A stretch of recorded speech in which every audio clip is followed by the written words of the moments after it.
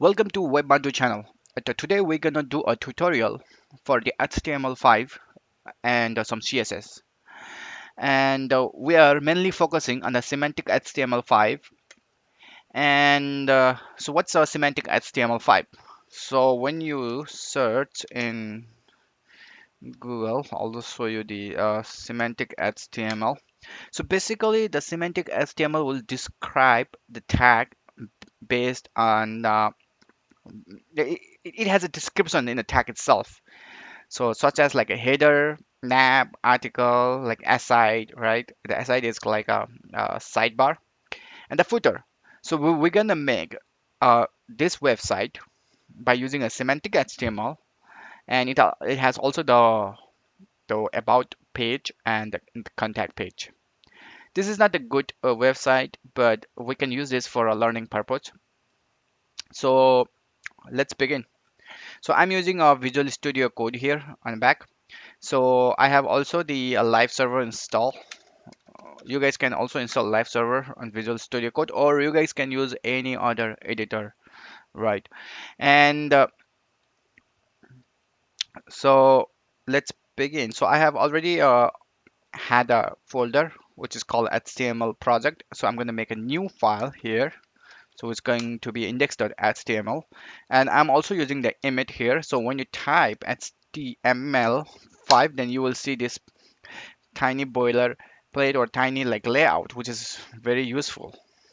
So I'm using the image here on a VB code, and VB code already has an image. If you go to VB code image, then you will see in Visual Studio that the image they have added in, I think they have added the image in 12 1.15 release.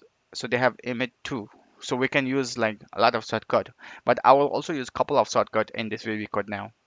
So let's close this, but you guys can read that to learn more about the image, how does it work. So let's run with the live server. I want to test with a live server first. So I will just write a header here.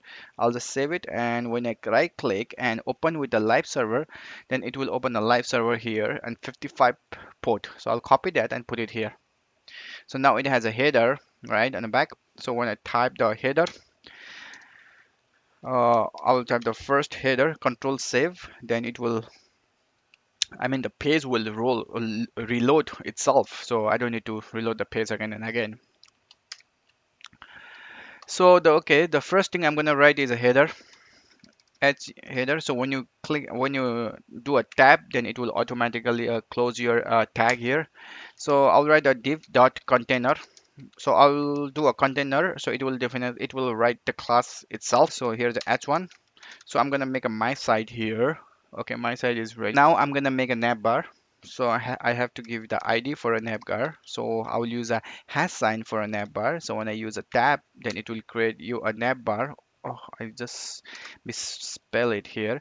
So navbar is ready, and I will use a container. So I will show you guys what the container is going to be in CSS part. So I'll just use a UL and li, and li has a anchor I mean the hyperlink tag, and it's going to index.html. So let's go to the home here. So all right, so this is ready. So I'll just copy this and put it here, and this is going to be a about page. You guys can see here what's going what's I'm writing here. So it's going to be a contact, so it's going to about page, and this is going to contact page. All right, so this is already, so I'll just organize here, uh, make a little format. All right, so the nav is ready. So what is this container is going to be? It's going to be give you the width of 80%, and it will give you some stuff padding here and up and side, and it will also do a margin auto, so it will give you at the middle here, but I'm gonna write that in CSS part later. So now I have a nav, so I'm gonna make this text, right? I'm gonna write about this text, and the picture that is going to be in a now the picture is going to be in a main ID. So I'm gonna make a main ID for div. So the picture is going to be a background image here. So now I have to write a paragraph, right? So the paragraph is lorem 10. So when I type the lorem and give the character name and tab, then it will add you the short little sentence here. No need to type, so it's already here now. So after this, we need a section part. In a section part, we need the first thing is I think we need a container. So the div will give you the div. Oh, I can type today div.container class, and in container class we give the h3 and we tell welcome. And after the welcome, what we do is we do a section. We give ID for a section too. So this, oh, it's gonna the name of the ID is going to be a first and first section, and it's going to be in home page. So I'll just do tab, and after the section, we'll write a paragraph here. So the paragraph is going to be a lorem, and I give you the 150 character. So it will write you a paragraph here. And on the same container, I'm gonna also write a aside here, the sidebar. So aside, and the aside also has the heading, and that is going to be a category. So in a category, I'm gonna do the list here. So list is going to be a same one, exactly like this one. So I'll copy this and put it on here, and I'm going to change this to category 1, category 2, category 3. It's become bad. All right, so I also need to change this, but I'm going to change this later on. So I'll just change this. Okay, I'll change this now right now. So I'll just change this to hashtag, so it's going to know where it's pointing to itself. Okay, after this is done, I'm gonna write the footer section. So just do a footer tab, and in the paragraph, uh, in the footer itself. Oh, sorry, I need to give a div here, and I'm give a class called container and a paragraph. And in the paragraph, we can write a lot of symbol in HTML5. So we'll write a C symbol. So also, guys, what happened here now? So when I save it, nothing will happen. But I'm gonna do there's a and percent, and I think copyright. You give it a small C here, and I'm going to do it as a copy right now. So there are a lot of symbol that you could write, but you could find in Google. So now its copyright is ready. Okay, I think now the HTML file is ready. So we'll just copy this and make another file called about .html, and make another one called contact.html. So okay, so about is ready. So I'll just paste it here, and contact is also ready. So I'm going to paste it here again. So on about us, and what I'm gonna change is I'm gonna change the welcome. Instead of welcome, I'm gonna do about,